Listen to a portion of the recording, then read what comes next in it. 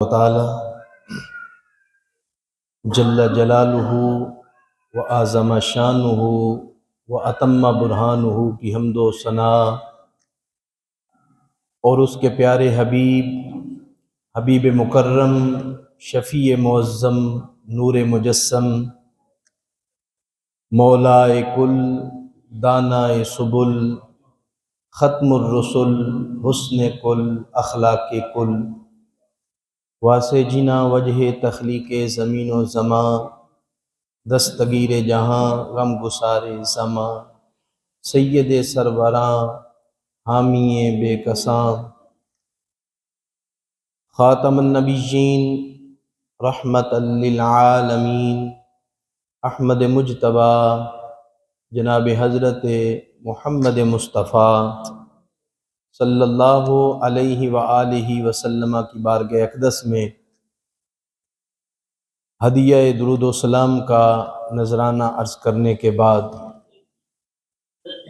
میرے نہایت ہی واجب الاحترام بزرگوں، دوستوں، عزیز بھائیوں، اللہ تبارک و تعالیٰ کا بے پناہ احسان و شکر ہے جس کی توفیق کے ساتھ جمعۃ المبارک کے موقع پر اول وقت میں حاضر ہیں۔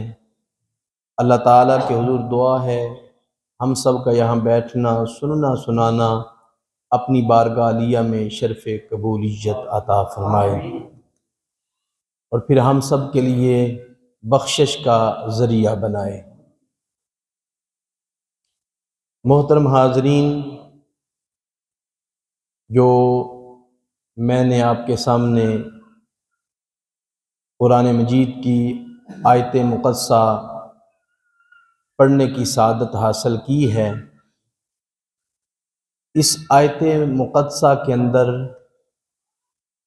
اہل ایمان کی 9 نشانیاں بیان کی گئی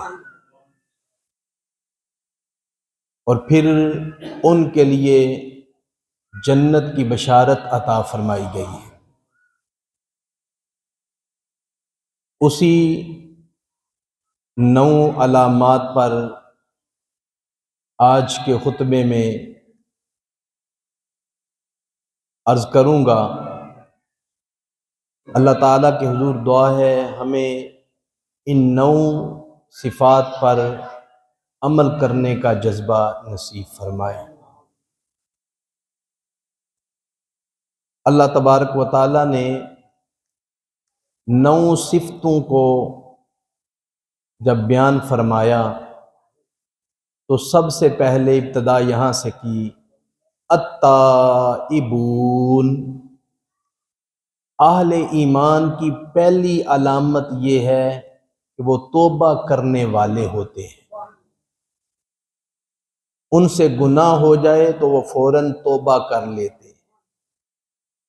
حضور علیہ السلام کا فرمان ہے بنی آدم، ہر بندہ ہی گناہ گار ہے، کل بنی آدم خطائعون، ہر آدمی گناہ گار ہے، لیکن بہترین گناہ گار وہ ہے جو فوراً توبہ کر لے، فوراً توبہ کر لے۔ ان اللہ یحب التوابین، اللہ پاک فرماتا ہے بے شک توبہ کرنے والوں سے میں محبت کرتا ہوں۔ پھر اللہ پاک نے فرمایا وَهُوَ الَّذِي يَقْبَلُ التَّوْبَةَ عَنْ عِبَادِهِ وَيَعْفُو عَنِ السَّيِّئَاتِ وَيَعْلَمُ مَا تَفْعَلُونَ، وہی ہے جو اپنے بندوں کی توبہ کو قبول فرماتا ہے اور گناہوں سے درگزر فرماتا ہے اور جانتا ہے جو کچھ تم کرتے ہو۔ اللہ گناہوں سے درگزر کر رہا ہے یا نہیں کر رہا؟ اگر وہ گناہوں سے درگزر نہ کر رہا ہو تو کائنات ابھی تباہ ہو جائے۔ دنیا کی مثال ہے، جس فیکٹری میں کوئی بندہ کام کرے، مالک کی ایک دفعہ نافرمانی کرے وہ برداشت کرے گا، دوسری دفعہ نافرمانی کرے برداشت کرے گا، تیسری دفعہ نافرمانی کرے برداشت کرے گا۔ آخر چوتھی یا پانچویں دفعہ نافرمانی کرے گا تو مالک اسے اپنی فیکٹری سے نکال دے گا. تو میری نافرمانی کرتا ہے اور میری فیکٹری میں کام کرتا ہے، نکل میری فیکٹری سے. تو بندہ مومن کو بھی سوچنا چاہیے کہ 5 مرتبہ مسجد سے آواز آتی ہے حی علی الصلاۃ، آؤ نماز کی طرف، حی علی الفلاح، آؤ فلاح کی طرف. جو 5 دفعہ بھی اللہ کے گھر سے آواز سن کے اللہ کے دربار میں سجدہ نہ کرے تو پھر ماننا پڑے گا نا کہ 5 وقت اذان سن کے اللہ کے دربار سے آواز بھی آئے، بندہ پھر بھی مسجد میں نہ آئے تو مالک پھر بھی درگزر فرما رہا ہے یا نہیں فرما رہا؟ یقیناً فرما رہا ہے، یقیناً فرما رہا ہے. اور دوسرا، اللہ تعالیٰ کی بڑی مہربانیاں ہیں کہ جب کوئی بندہ گناہ کرتا ہے وہ اس کی روزی کو بند نہیں کرتا، وہ اس کی طاقت کو سلب نہیں کرتا، وہ اس کے گناہ کو فوراً ظاہر نہیں کرتا اور پھر فوراً اس کی پکڑ بھی نہیں فرماتا. یہ اس کی مہربانیاں ہیں. وہ درگزر فرما رہا ہے، درگزر فرما رہا ہے. اگر وہ درگزر نہ فرمائے تو کائنات کا نظام چل ہی نہیں سکتا. اور اللہ پاک فرماتا ہے جو کچھ تم کرتے ہو میں جانتا ہوں. اگر ان جملوں پہ بندہ غور کرے، بس اتنی بات ہر وقت ذہن میں بٹھا لے کہ اللہ پاک فرماتا ہے جو تم کرتے ہو میں جانتا ہوں.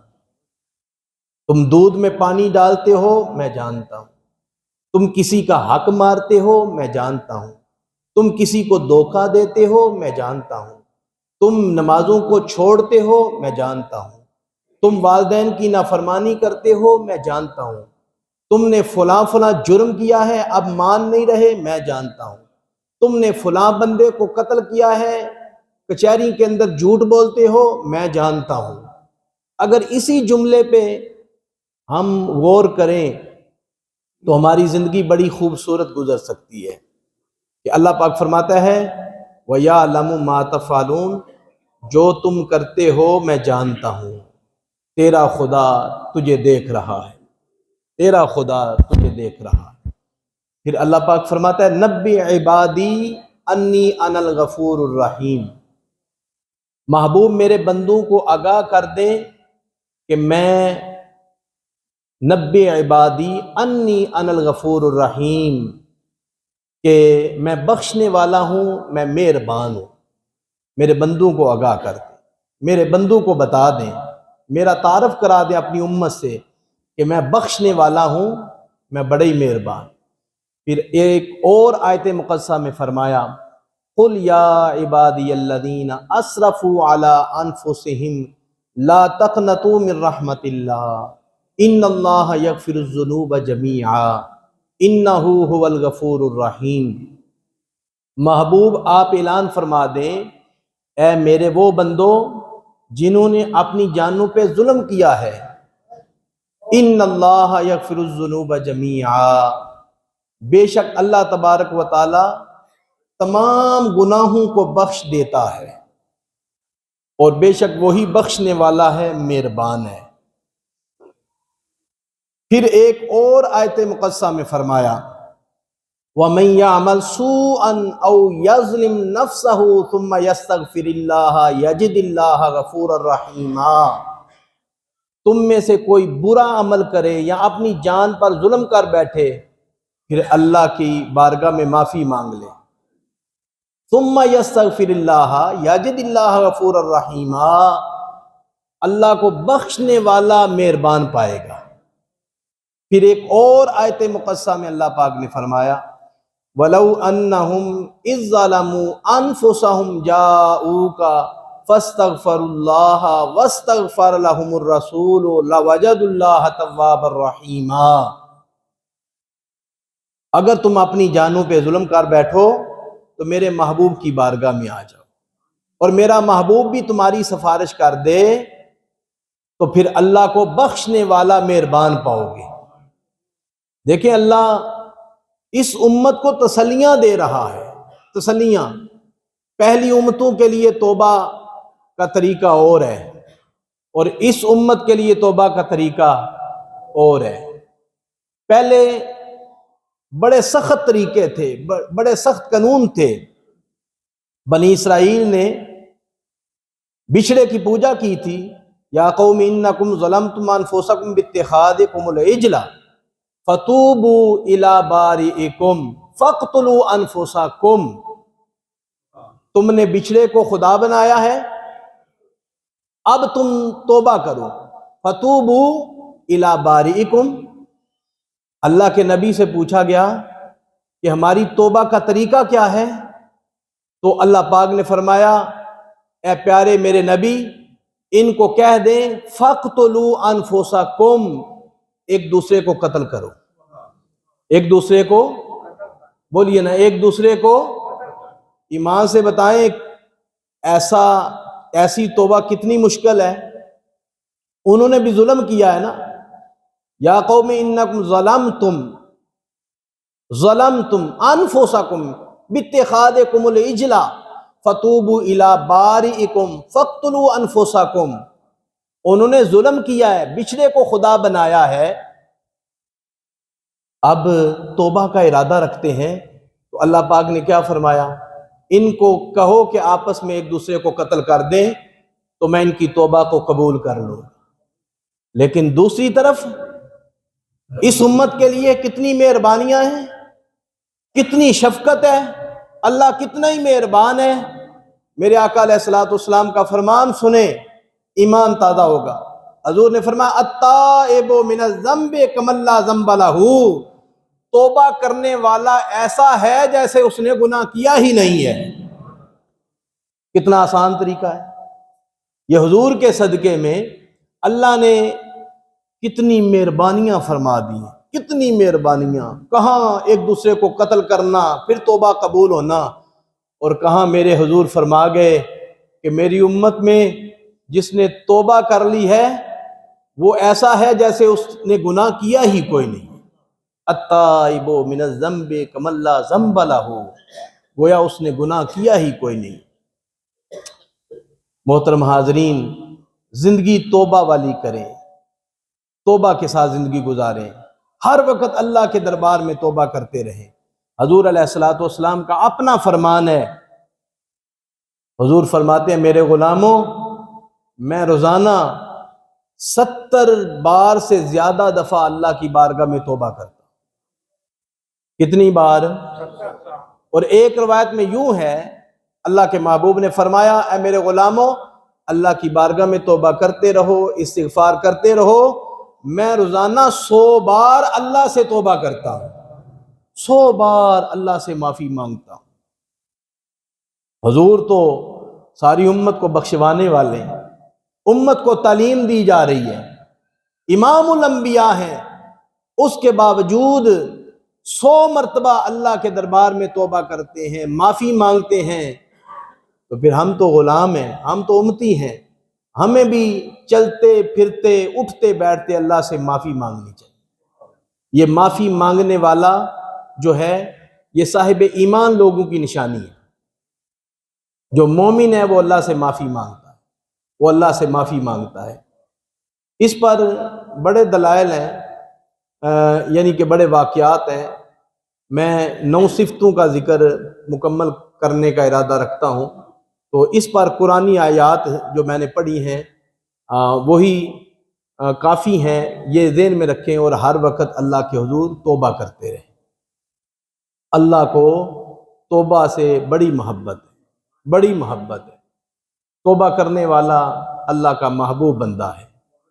دنیا کے اندر کوئی بندہ بڑے سے بڑا جرم کر لے تو معافی مانگ لے تو دنیا دار بھی مہربان ہو جاتا ہے، وہ تو سب مہربانوں سے بڑھ کے مہربان ہے، اسے معافی سے بڑا ہی پیار ہے، بڑی محبت ہے۔ جب بندہ اس کے دربار میں معافی مانگتا ہے، اے اللہ مجھے معاف کر دے، مجھے معاف کر دے، تو اللہ تعالیٰ اس کے گناہوں کو معاف فرما دیتا ہے۔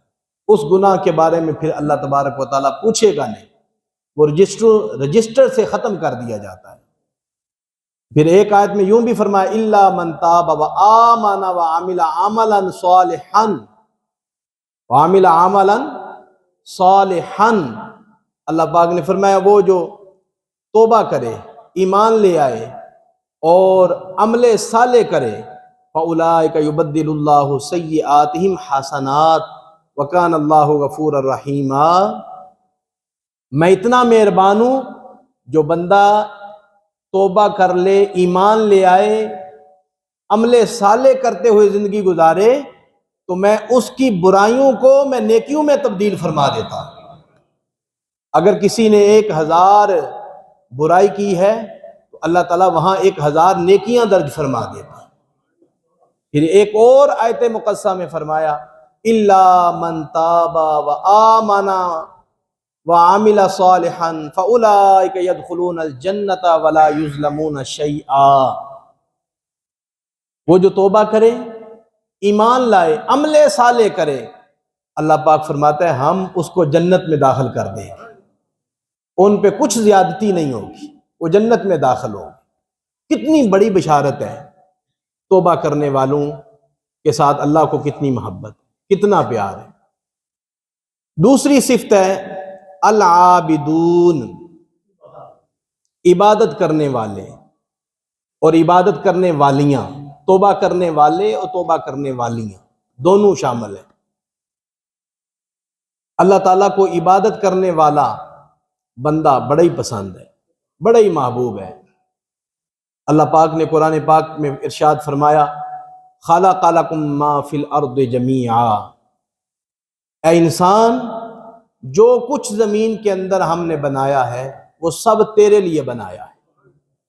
زمین تیرے لیے بنائی ہے، آسمان تیرے لیے بنایا ہے، سورج تیرے لیے بنایا ہے، چاند تیرے لیے بنایا ہے، یہ باغیچے تیرے لیے بنائے ہیں، یہ ثمرات تیرے لیے، پھل فروٹ تیرے لیے بنایا ہے، یہ دنیا کی ساری نعمتیں تیرے لیے بنائی ہیں۔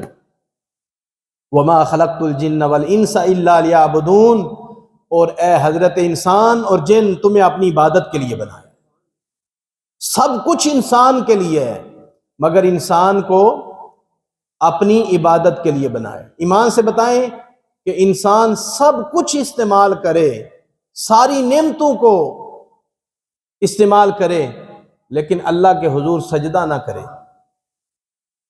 اللہ کے حضور سجدہ نہ کرے، وہ آدمی کہلانے کا کیسے حقدار ہو سکتا ہے؟ توبہ کرنے والوں سے اور عبادت کرنے والوں سے اللہ محبت کرتا ہے، اللہ محبت کرتا ہے۔ حضور علیہ الصلوۃ والسلام نے کتنی عبادت کی ہے، کتنی عبادت۔ حضور رات کو اٹھتے تھے، ساری دنیا سو جاتی تھی، حضور مصلی بچھا کے کھڑے ہو جاتے تھے، ساری رات عبادت کرتے رہتے تھے۔ حدیث کے لفظ ہیں حتیٰ تورمت قدماہ، یہاں تک کہ حضور کے قدم مبارک میں ورم آ جاتا تھا۔ دوسرے لفظ یوں ہیں حتیٰ تشققت قدماہ، حضور علیہ السلام کا قدم مبارک، قدمین شریفین شق ہو جاتے تھے، زخمی ہو جاتے تھے۔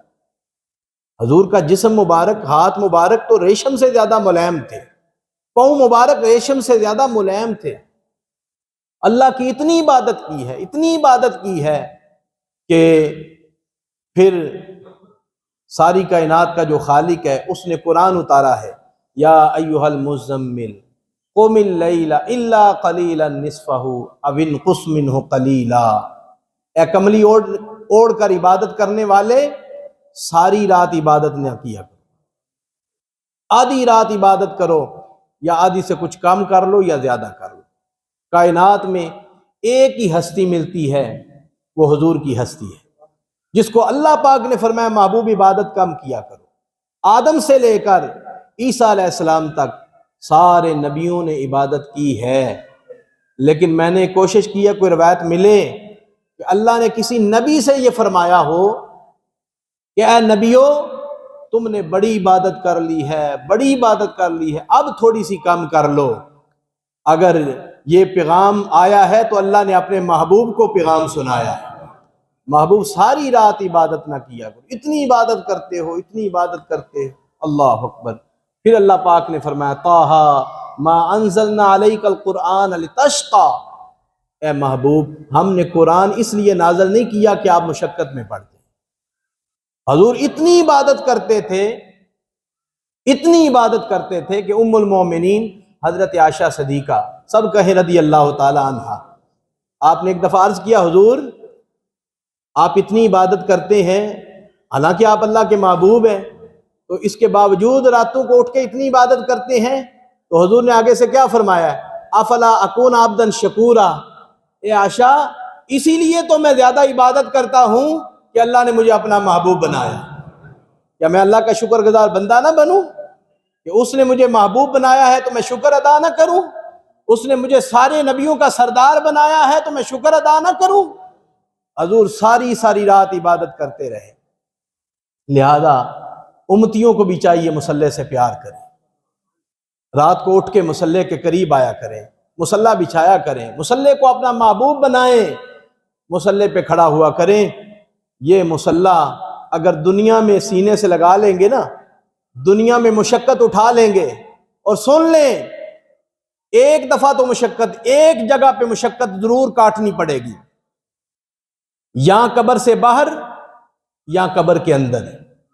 اگر قبر جانے سے پہلے آپ مشقت کاٹ لیں، عبادت کر لیں، راتوں کو اٹھ کے جاگ لیں، اللہ کو راضی کر لیں، یہ مشقت کے کام ہیں، تو قبر میں مشقت نہیں اٹھانی پڑے گی۔ اور اگر دنیا کے اندر آپ نے مشقت نہ اٹھائی تو پھر قبر کے اندر تو مشقت اٹھانی پڑے گی، یا قبر سے باہر یا قبر کے اندر مشقت اٹھانی پڑے گی۔ تو بہتر یہ ہے کہ آپ قبر سے ابھی باہر ہیں، ابھی مشقت اٹھا لیں، ابھی مشقت اٹھا لیں، تو پھر انشاءاللہ بفضل تعالیٰ قبر میں مشقت اٹھانے کی ضرورت نہیں پڑے گی۔ حضور نے اتنی عبادت کی ہے۔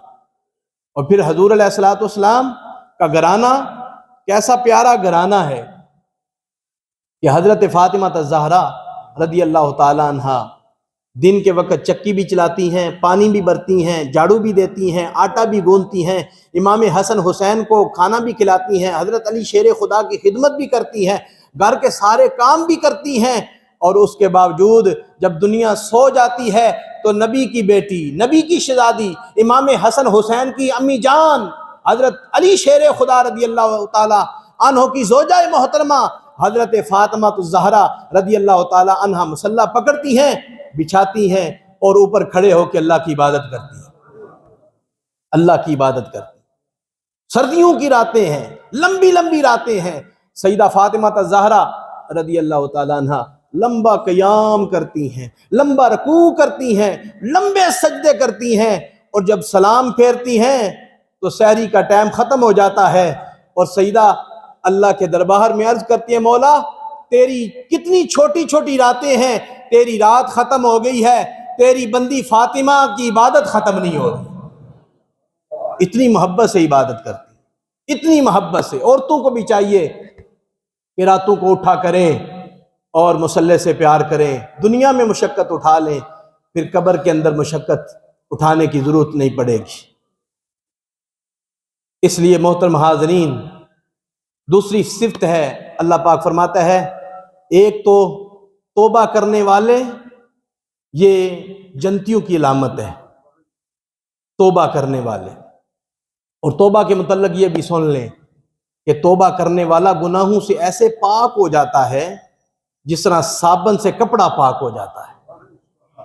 توبہ کرنے والے کی روزی میں برکت آ جاتی ہے، توبہ کرنے والے کی اولاد نیک ہو جاتی ہے، توبہ کرنے والے کی دعا میں قبولیت رکھ دی جاتی ہے، توبہ کرنے والے کا دل روشن ہو جاتا ہے، اور توبہ کرنے والے کے دل کو چین اور روح کو سکون مل جاتا ہے۔ ایک ہوتی ہے لذت، ایک ہوتا ہے سکون۔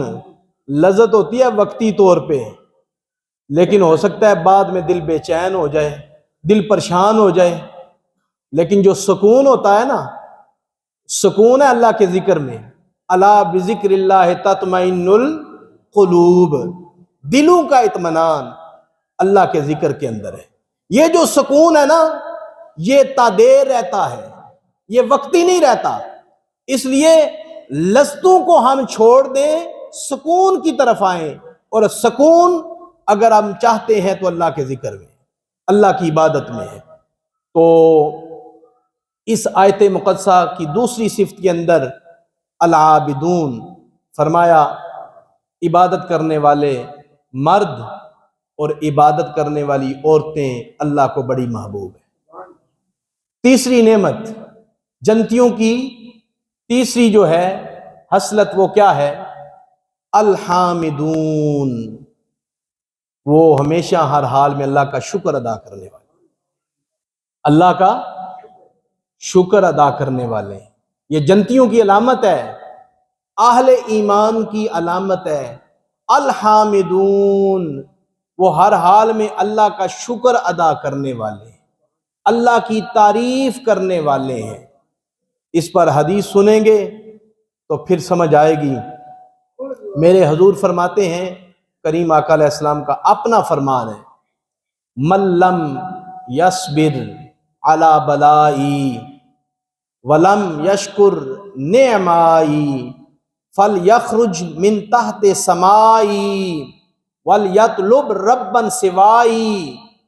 حضور فرماتے ہیں، جب اللہ تبارک و تعالی کسی میرے امتی پر بلا نازل کرتا ہے، مصیبت نازل کرتا ہے، بیماری نازل کرتا ہے، دکھ دیتا ہے، تکلیفیں دیتا ہے، وہ کسی رنگ میں ہو سکتی ہے۔ بچے کو اپنے پاس بلا لیا، یہ بھی دکھ ہے۔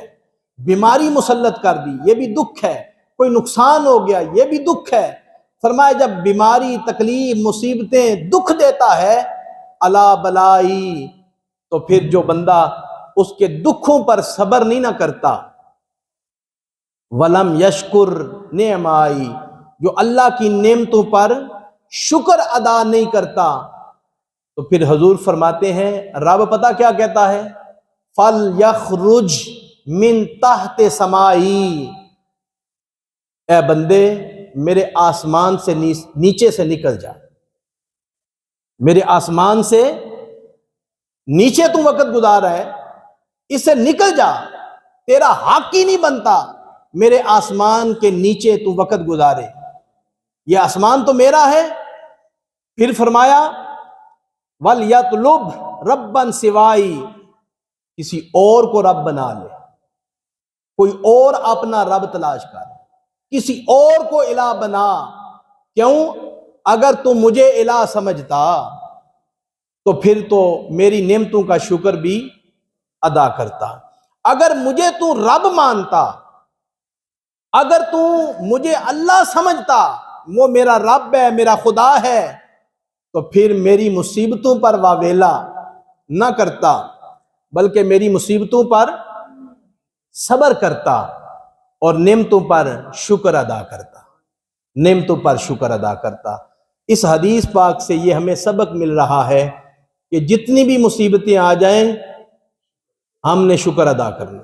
قُلْ لَن يُصِيبَنَا إِلَّا مَا كَتَبَ اللَّهُ لَنَا هُوَ مَوْلَانَا وَعَلَى اللَّهِ فَلْيَتَوَكَّلِ الْمُؤْمِنُونَ۔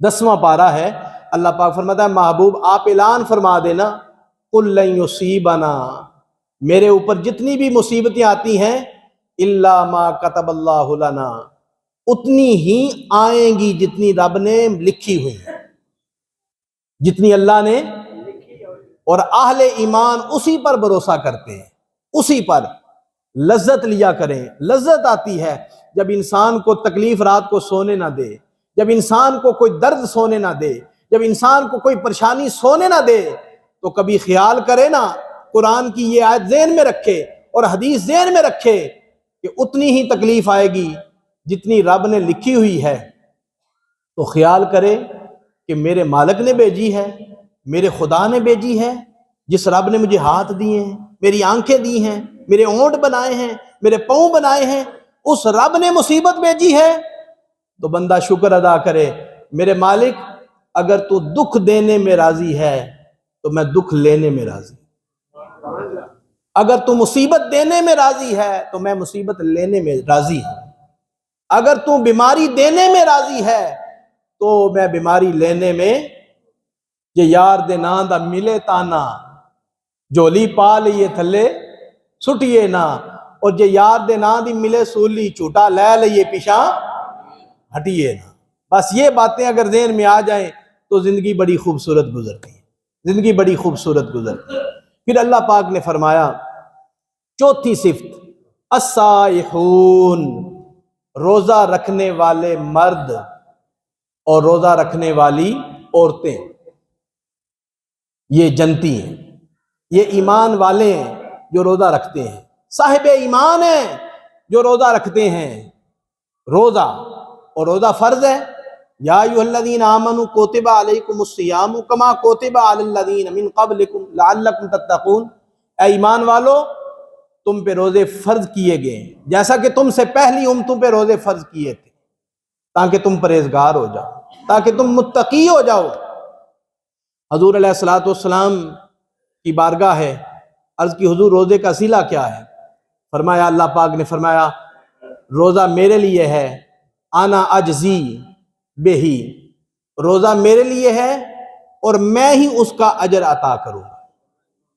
نماز کا اجر فرشتے لکھتے ہیں، تسبیحات کا اجر فرشتے لکھتے ہیں، کسی کو کھانا کھلانے کا اجر فرشتے لکھتے ہیں، کسی کے ساتھ نیکی کرنے کا اجر فرشتے لکھتے ہیں، الغرض جو بھی کام کرے اس کا اجر فرشتے لکھتے ہیں۔ جب روزے داروں کا اجر فرشتے لکھنے لگتے ہیں تو اللہ پاک فرماتا ہے کیا لکھنے لگے ہو؟ عرض کی مولا روزے داروں کا اجر لکھنے لگے ہیں۔ اللہ پاک فرماتا ہے کیا لکھو گے؟ روزہ تو صبر سے ہے، صبح سے شام تک بندہ میری رضا کے لیے کھانا چھوڑتا ہے، پینا چھوڑتا ہے، خواہشات سے رک جاتا ہے، روزہ تو صبر سے ہے۔ اور میں نے تو قرآن میں فرما رکھا ہے انما یوفی الصابرون اجرہم بغیر حساب، کہ روزے داروں کا اجر حساب کر کے نہیں دوں گا، بغیر حساب کے عطا کروں۔ پھر حدیث پاک کو صوفیاء نے یوں بھی پڑھا ہے کہ روزہ میرے لیے ہے، آنا اجزا، اور میں ہی اس کی جزا۔ ایمان سے بتائیں جسے خدا مل جائے اسے کوئی چیز پیچھے رہ جاتی ہے؟ ایک بادشاہ تھا، اس نے اعلان کر دیا یہ میرے خزانے پڑے ہیں، سونا ہے، چاندی ہے، ہیرے ہیں، جوہرات ہیں، فرنیچر ہے اور دنیا کی ساری نعمتیں ہیں، جس ایک نعمت پہ کوئی ہاتھ رکھے گا نا وہ نعمت اس کی ہوگی۔ سارے نوکر دوڑے، کسی نے سونے پہ ہاتھ رکھا، کسی نے چاندی پہ ہاتھ رکھا، کسی نے دولت پہ ہاتھ رکھا، کسی نے کھانے والی چیزوں پہ ہاتھ رکھا، کسی نے فرنیچر پہ ہاتھ رکھا، کسی نے کسی نعمت پہ ہاتھ رکھا۔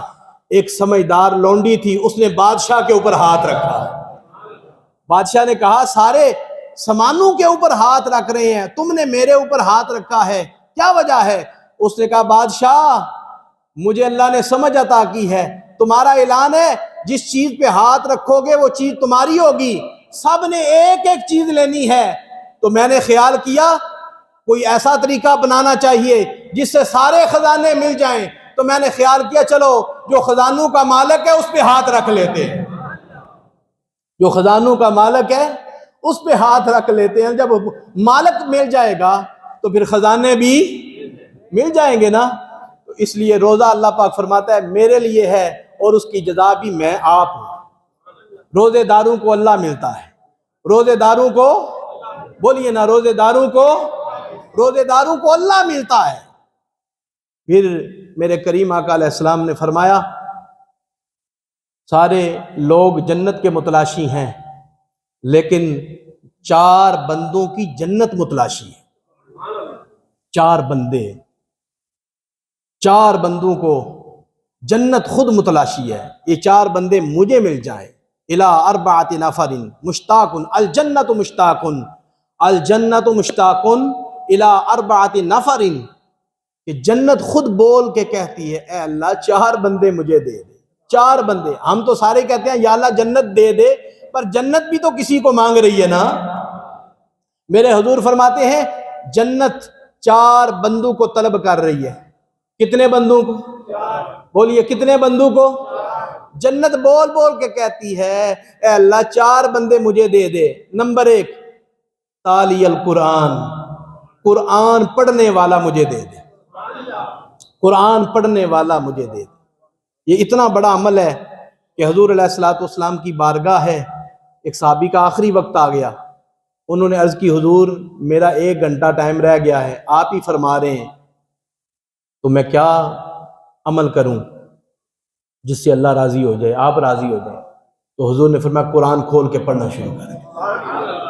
ایمان سے بتائیں، جتنے لوگ بیٹھے ہیں، ہماری فیس بک تو کھلتی ہے، دوستوں کے میسج بھی پڑھتے ہیں، میسج بھیجتے بھی ہیں، یوٹیوب بھی کھلتا ہے، سب کچھ کھلتا ہے نا، دن کے اندر کئی بار کھلتا ہے، لیکن خیال کرو کبھی قرآن بھی کھلا ہے؟ قرآن کھلا ہے؟ مسجد میں صبح کی نماز کے لیے لوگ کتنے ہوتے ہیں، قرآن کھولنے والے کتنے ہوتے ہیں؟ جو مسجد میں قرآن نہیں کھولتے، گھروں میں کب وقت ملتا ہے؟ دوستو قرآن کھولو، قرآن کھولو۔ حضور فرماتے ہیں قرآن پڑھنے والوں کی جنت متلاشی ہے۔ جنت کہتی ہے قرآن پڑھنے والا، قرآن پڑھنے والی، اے اللہ دونوں مجھے عطا فرما۔ پھر حضور فرماتے ہیں حافظ اللسان، زبان کی حفاظت کرنے والا، جنت کہتی ہے جو زبان کی حفاظت کرتا ہے اللہ وہ مجھے دے دے۔ زبان کی حفاظت، چغلی سے زبان کی حفاظت، جھوٹ سے زبان کی حفاظت، غیبت سے زبان کی حفاظت، جھوٹی گواہی سے زبان کی حفاظت۔ پھر میرے حضور نے ایک دفعہ یوں بھی فرمایا جو اپنی زبان کی حفاظت کی ضمانت مجھے دے دے میں اسے جنت کی ضمانت دیتا ہوں، میں اسے جنت کی ضمانت دیتا ہوں۔ اللہ اکبر۔ ایک چپ تے سو سکھ، جو خاموش رہا وہ نجات پا گیا۔ اس زبان کی حفاظت کرنے والا، حضور فرماتے ہیں جنت بول کے کہتی ہے اے اللہ یہ بندہ مجھے دے دے، یہ بندہ مجھے دے دے۔ نمبر تین وَمُطْعِمُ الْمِسْكِينَ، بھوکوں کو کھانا کھلانے والا مجھے دے دے۔ جن کے پاس کچھ رقم ہوتی ہے نا، تو دن کے وقت کوئی بھوکا مل جائے نا، بھوکا کوئی بھی مل جائے، اسے کہو یار آؤ میں تجھے کھانا کھلاتا ہوں۔ بھوکوں کو کھانا کھلانے والا، یہ اللہ کو بڑا ہی پسند ہے۔ جنت بول کے کہتی ہے اے اللہ یہ بھوکوں کو کھانا کھلانے والا ہے، یہ بندہ مجھے دے دے، یہ بندی مجھے دے دے۔ پھر حضور نے فرمایا وَالصَّائِمُ فِي شَهْرِ رمضان، چوتھا بندہ جو رمضان کے روزے رکھتا ہے، جنت کہتی ہے اللہ یہ بندہ مجھے دے دے، یہ بندی مجھے دے دے۔ اس لیے یہ چار بندے ہیں۔ پھر میں عرض کر دیتا ہوں، تالی القرآن، قرآن پڑھنے والا، جنت کہتی ہے مجھے دے دے۔ حافظ اللسان، زبان کی حفاظت کرنے والا، مجھے دے دے۔ وَمُطْعِمُ الْمِسْكِينَ، مسکینوں کو کھانا کھلانے والا، مجھے دے دے۔ وَالصَّائِمُ فِي شَهْرِ رمضان، رمضان کے روزے رکھنے والا، مجھے دے دے، یہ بندہ مجھے دے دے۔ تو محترم حاضرین، یہ چوتھی صفت ہے روزے داروں کی۔ آپ پانچویں صفت کی طرف آتے ہیں، الراکعون، رکوع کرنے والا، الساجدون، سجدہ کرنے والا۔ یہ ایمان والوں کی علامت ہے۔ ایمان والے رکوع کر رہے ہیں، ایمان والے سجدے کر رہے ہیں۔ سجدے جو اللہ کی ساری نعمتوں کو استعمال کر کے بھی اللہ کے حضور سر نہیں جھکاتا، وہ آدمی کہلانے کا حقدار۔ اللہ نے کتنی نعمتیں عطا فرمائی ہیں، پکڑنے کے لیے ہاتھ دیے، چکھنے کے لیے زبان دی ہے، سونگھنے کے لیے ناک دیا ہے، دیکھنے کے لیے آنکھیں دی ہیں، اور چلنے کے لیے پاؤں دیے ہیں۔ اتنی نعمتیں ہیں یہ جسم کے اندر، باقی تو نعمتوں کا شمار ہی کوئی نہیں۔ وَإِن تَعُدُّوا نِعْمَةَ اللَّهِ لَا تُحْصُوهَا إِنَّ الْإِنسَانَ لَظَلُومٌ كَفَّارٌ۔ اللہ پاک فرماتا ہے اے حضرت انسان، اگر تم میری نعمتوں کو گننا شروع کر دے تیری گنتی ختم ہو جائے گی، میری نعمتیں ختم نہیں ہوں۔ اتنی نعمتیں ہیں اس کی۔ تو جو اتنی نعمتیں، سب سے زیادہ حق اللہ کا ہمارے اوپر ہے۔ اللہ کا سب سے زیادہ حق ہے جس نے ہمیں وجود بخشا ہوا ہے۔ اگر ہم اسے سجدہ بھی نہ کر سکیں تو پھر ہم آدمی کہلانے کے حقدار ہیں۔ سجدہ کرتے ہیں، کرتے رہیں گے، نہ جانے ہمارے سجدے قبول ہیں یا نہیں۔ اللہ کرے امام حسین کے سجدے کے صدقے میں اللہ ہمارے سجدوں کو قبول فرمائے۔ لیکن امام حسین کا ایسا سجدہ ہے، امام حسین نے سجدہ بعد میں کیا، قبولیت کی صدا پہلے آ گئی، قبولیت کی صدا پہلے آ گئی۔ تو ایک سجدہ تو امام الانبیاء نے بھی فرمایا، وہ حسین کی خاطر لمبا فرمایا۔ حضور سجدے میں ہیں، تسبیحات پڑھتے رہے، امام حسین خود اٹھے تو حضور نے سر سجدے سے اٹھایا۔ صحابہ نے عرض کی حضور سجدہ لمبا کرنے کا وقت آ گیا ہے؟ فرمایا نہیں، حسین میری پشت پہ بیٹھا ہوا تھا۔ سجدہ سے کہا آج حسین نے عجب کام کیا ہے، میری پشت پہ آ کے بیٹھ گیا ہے۔ تو حسین نے گویا زبان حال میں عرض کیا نانا جان یہاں آپ کا سجدہ ہے نا، کربلا کے اندر میرا سجدہ ہو۔ یہاں آپ نے 72 تسبیحاں پڑھی ہیں، وہاں میں 72 تن قربان کر دوں گا۔ یہاں آپ نے سجدہ کیا اور مجھے گرنے سے بچایا، میدان کربلا میں سجدہ کروں گا، اسلام کو گرنے سے بچا لوں گا۔ نانا جان یہاں آپ نے سجدہ کیا اور مجھے اٹھا کے رکھا، میدان کربلا میں سجدہ کروں گا، میں قرآن کو اٹھا کے رکھوں گا، میں قرآن کو اٹھا کے رکھوں گا۔ نانا جان یہاں آپ نے سجدہ کیا ہے اور سجدہ کرنے کے بعد سر کو اٹھا لیا ہے، مجھے آپ کے سجدے کی قسم میدان کربلا میں سجدہ کروں گا، سر اٹھانے کے لیے نہیں کروں گا، دشمن سر اٹھا کے لے جائے تو لے جائے، مگر میں سر سجدے میں رکھ کر اللہ کے دربار میں پہنچ جاؤں گا۔ حسین نے ایسا سجدہ کیا ہے، لاکھوں نے سجدے کیے پر حسین کا عجب انداز ہے، اس نے ایسا سجدہ کیا ہے جس پر خدا کو ناز ہے، جس پر خدا کو ناز ہے۔ تو محترم حاضرین، زندگی سجدوں والی بنائیں، رکوع والی بنائیں، سجدوں والی زندگی بنائیں۔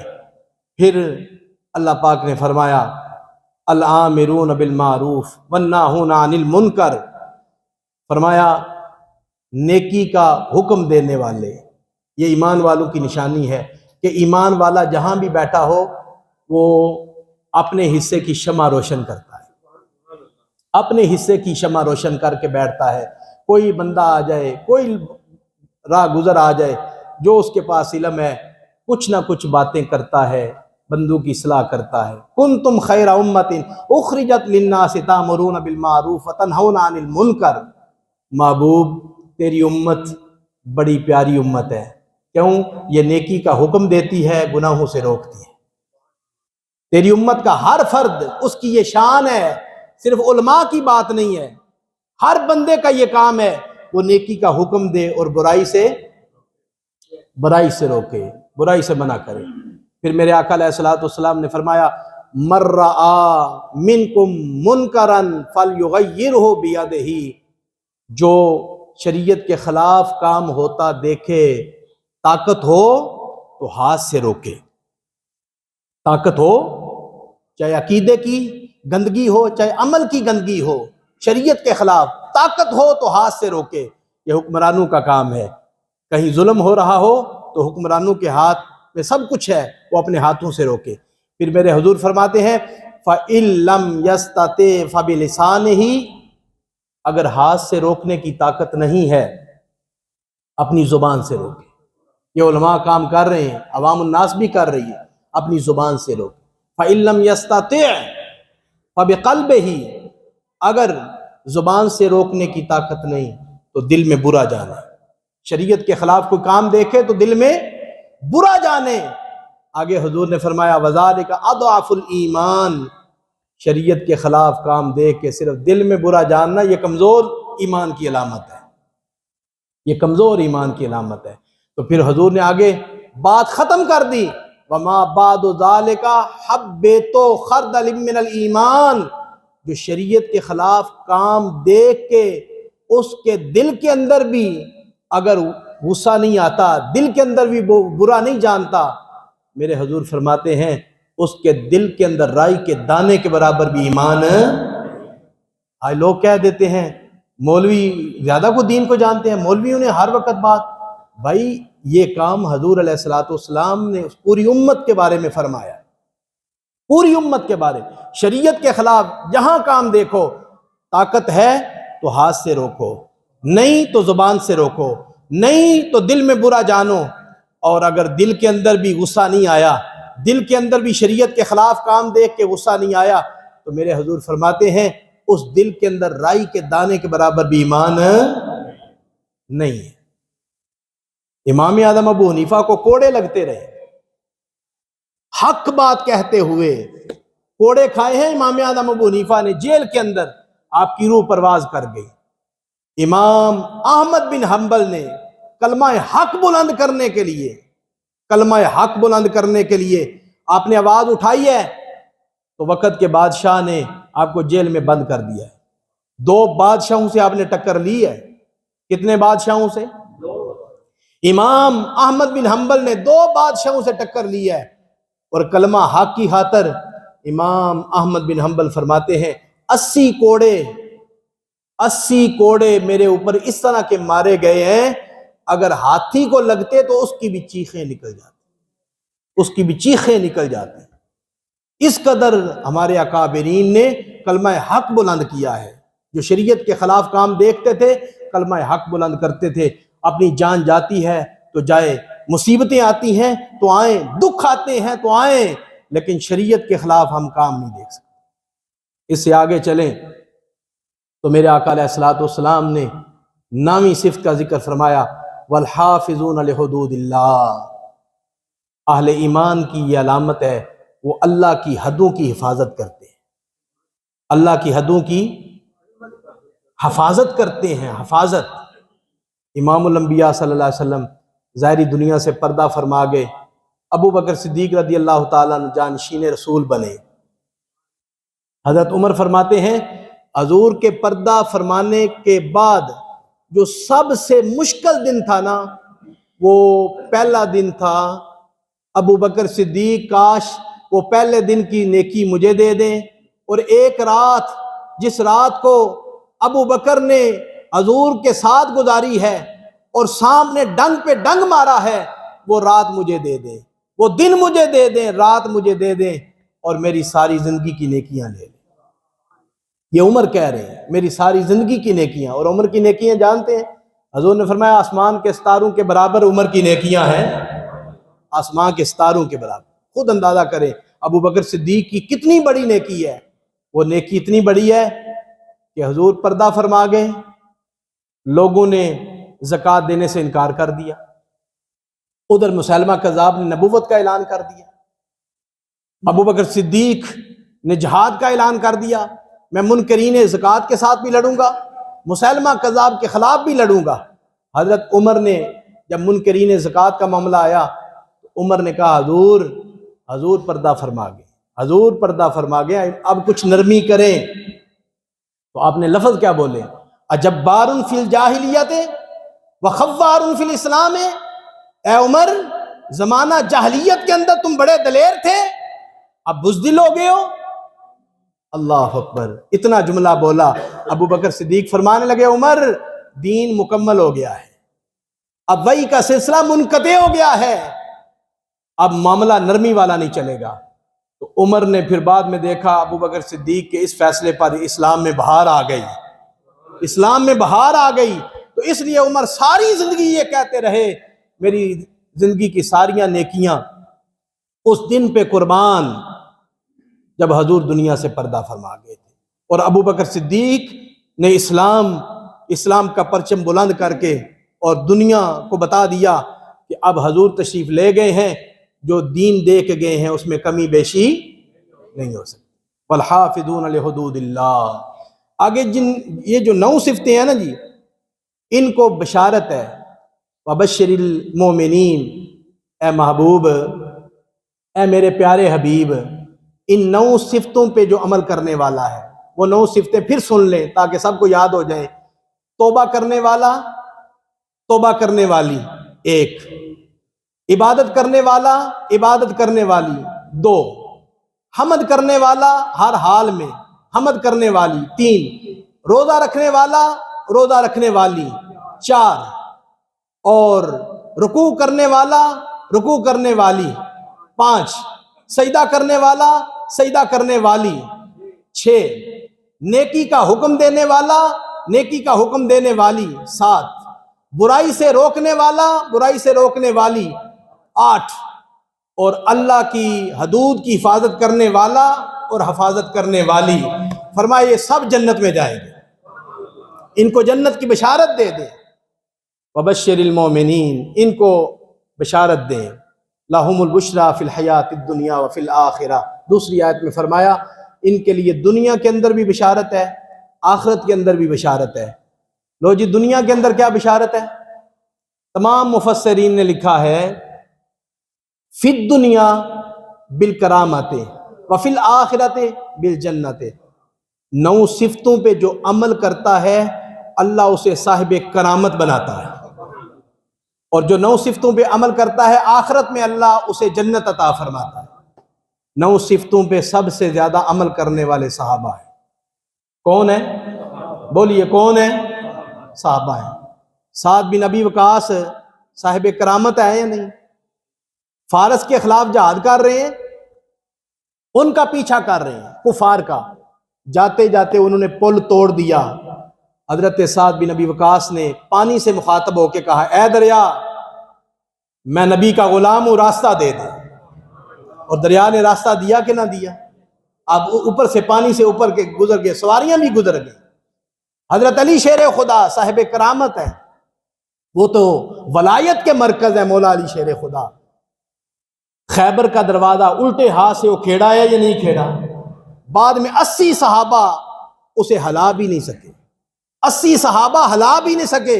حضرت علی شیر خدا نے الٹے ہاتھ سے اس خیبر کے دروازے کو اکھاڑ کے اپنی ڈال بنایا۔ پھر حضرت خالد بن ولید کفار آگے زہر لے کے آئے، زہر شدید قسم کا زہر تھا۔ کہنے لگے خالد بن ولید تمہیں اسلام پر بڑا یقین ہے، اسلام پر تمہیں بڑا پختہ یقین ہے، تو اس اسلام کے نام پر زہر کھا سکتے ہو؟ یہ ہیں صاحب کرامت لوگ۔ آپ نے فرمایا لاؤ، بات اسلام کی ہو گئی ہے نا، اسلام کو چیلنج کیا گیا ہے۔ خالد بن ولید نے زہر لیا، بسم اللہ الرحمن الرحیم پڑھ کے کھا لیا، اور زہر نے اثر سب نے اسلام قبول کر لیا، سب نے اسلام قبول کر لیا۔ حضرت سفینہ رضی اللہ تعالیٰ عنہ سفر پہ جا رہے ہیں، لشکر سے بچھڑ گئے، راستہ بھول گئے، سب نے جنگل میں چلے گئے۔ آگے سے شیر آیا کہ نہ آیا؟ شیر آ گیا نا۔ تو حضرت سفینہ صاحب کرامت ہے، شیر آیا تو فرمانے لگے انا مولا رسول اللہ، او جنگل کے شیر میں رسول اللہ کا غلام ہوں۔ تو شیر بھی سمجھ گیا کہ جناب جن کا آپ نام لے رہے ہیں ہم بھی جانتے ہیں، ہم بھی ان کو دم ہلانے لگا، شیر ساتھ چلنے لگا۔ جب لشکر آ گیا تو شیر نے سلام کیا اور کہا جناب اس لشکر کے ساتھ شامل ہو جائے۔ صاحب کرامت ہے، صاحب کرامت۔ پھر آخرت میں جنت ملے گی۔ جنت کیا ہے؟ حضور فرماتے ہیں ولا عین رأت، جنت کو کسی آنکھ نے نہیں دیکھا، ولا اذن سمعت، جنت کے بارے میں کسی کان نے ابھی تک کچھ نہیں سنا، اور ولا خاطر علی قلب بشر، کسی بشر کے دل کے اندر بھی کہیں نہیں گزرا کہ جنت کیسی ہے۔ ہم جتنا بھی ذکر کریں لیکن جو جنت ہے اس کے بارے میں بندہ کوئی سوچ بھی نہیں سکتا جنت چیز کیا ہے۔ وہ اللہ نے چھپا کے رکھی ہے، وہ اللہ نے چھپا کے رکھی ہے، اہل ایمان کو عطا کی جائے گی۔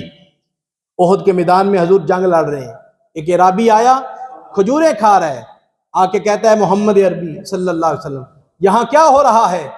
حضور نے فرمایا جہاد ہو رہا ہے۔ عرض کی حضور جہاد کرنے سے ملے گا کیا؟ میرے کریم نبی فرمانے لگے جنت ملے گی۔ کیا ملے گی؟ جنت ملے گی۔ اس نے عرض کی حضور اگر میں بھی جہاد میں شامل ہو جاؤں تو مجھے جنت ملے گی؟ میرے کریم نبی فرمانے لگے ہاں ہاں ملے گی۔ اس نے کلمہ پڑھا، احد کے میدان میں جنگ میں شامل ہو گیا، ساتھ ہی شہید ہو گیا۔ اس نے نہ نماز پڑھی، نہ روزہ رکھا، نہ حج کیا، نہ عمرہ پڑھا، کچھ بھی نہیں کیا، بغیر عمل کے جنتی، بغیر عمل کے جنتی ہو گیا۔ کیوں؟ کہ اس نے اسلام کو قبول کر لیا ہے، اسلام کو قبول کر لیا ہے۔ محترم حاضرین، دنیا جنت کے مقابلے میں کچھ بھی نہیں ہے۔ حضور علیہ الصلوۃ والسلام کا فرمان ہے کہ دنیا کے پیچھے نہ قربانیاں دو، دنیا سائے دار درخت کی طرح ہے، مسافر کچھ دیر کے لیے نیچے آرام کرتا ہے پھر آگے چلا جاتا ہے، پھر آگے چلا جاتا ہے۔ پھر حضور نے فرمایا، روایت میں آتا ہے انما الدنیا فناء لیس للدنیا ثبوت، فرمایا دنیا کی زندگی فانی ہے، باقی رہنے والی نہیں ہے۔ انما الدنیا وما فیہا کنسج العنکبوت، دنیا اور اس کے اندر جتنی بھی نعمتیں ہیں مکڑی کے جالے کی طرح ہے۔ مکڑی اپنا گھر جالے کا بناتی ہے اور خیال کرتی ہے میرا گھر بڑا مضبوط ہے۔ ایمان سے بتائیں مضبوط ہے؟ بولیے۔ ہوا کا جھونکا بھی برداشت، اللہ نے فرمایا وَإِنَّ أَوْهَنَ الْبُيُوتِ لَبَيْتُ الْعَنْكَبُوتِ، مکڑی تو خیال کرتی ہے میرا گھر بڑا مضبوط ہے، لیکن اس کا گھر نہایت ہی کمزور ہے، نہایت ہی کمزور ہے، اور دنیا اور اس کے اندر جتنی نعمتیں ہیں مکڑی کے جالے کی طرح ہے۔ کیا بھروسہ زندگانی کا، آدمی بلبلا ہے پانی کا، آدمی بلبلا ہے پانی کا۔ پھر یہ بھی سن لیں، لنا ملک ینادی کل یوم لدول الموت وابنو للخرابی، روزانہ ایک فرشتہ ندا کرتا ہے، ہر بندے کو ندا کرتا ہے، اے دنیا میں آنے والوں، ہر بچہ مرنے کے لیے پیدا ہوا ہے، ہر مکان گرنے کے لیے بنایا گیا ہے، یہ مکانوں کی خاطر یا یہ جائیداد کی خاطر آخرت خراب نہ کرو۔